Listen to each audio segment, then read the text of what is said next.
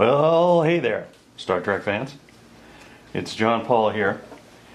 We've changed the design of our standard 10-turn dial that goes on top of the back of the phaser. We're going to be doing the Bourns style 10-turn on the top of the back. From now on as a standard.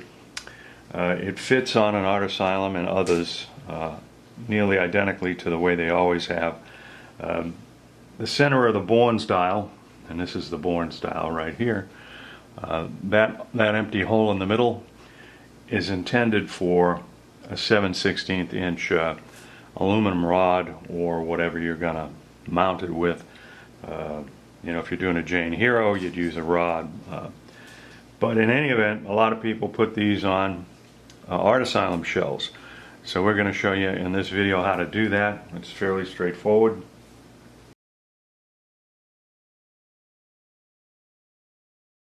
We take a pair of,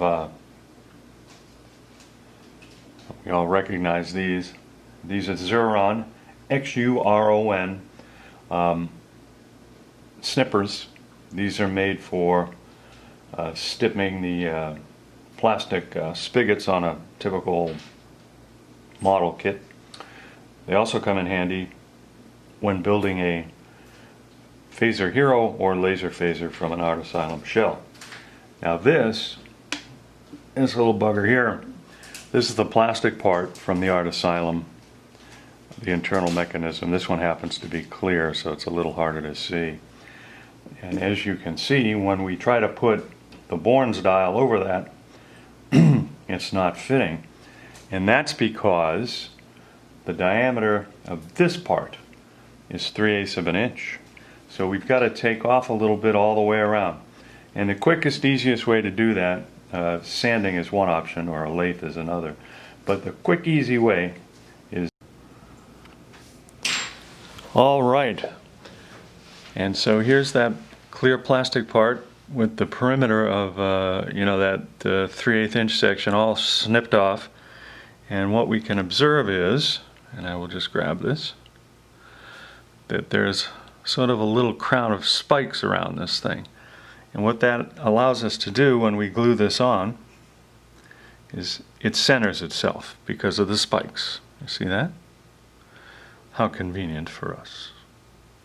The way I glue this on is, the way I set this up is I put a dab of epoxy in the clover, and then I place the 10-turn over this armature as such, and I drop the whole thing together like that. And what happens is a little bit of that clear 5-minute epoxy will ooze out around the 10-turn dial. In 5 minutes, that whole assembly is one piece. The plastic, the 10-turn component, and the clover, it all gets thoroughly glued together. Once that's finished in 5 minutes, you can take your phaser here, which is right here, which I put some metal fins on just for fun. You can reinstall the component, which we'll see in a second. Now I've reinstalled the clear plastic 10-turn post into the art asylum so that we can see what's going on. Whoops, I bumped the table. Oops, dropped a wrench. Anyway, I threw a metal fin on there that I had already pre-finished. There's a separate video on how to finish and fit your fin onto your art asylum or any other model you might be building, any other prop. So you would glue this 10-turn, the Bournes, onto that post before you remount it into your phaser, unless you're okay with your 10-turn being glued in place. And then of course this is a metal top turn, a clover that goes on top of your 10-turn. Once all that is glued together, you paint your clover black and mount that onto your entire assembly.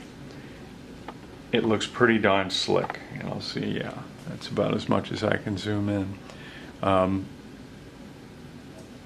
That Bournes dial is engraved deeply and with the exact width of letters and numbers that the original Bournes dial was. when I say it's an exact copy, I mean exact. We took a real Bourns dial and brought it to our engraver, and we ran the actual dial itself at our shop, so it was precise in terms of being a copy. I'd say because you can't look underneath the bottom of this dial and see that it does not have two microscopic holes in it, which a real Bourns does, you can barely tell this from a Bourns dial. It's that good. So that's the video on how to fit your dial to your Art Asylum phaser. This is not much of a change from our previous dials, but we wanted to put this update online for those that might have questions.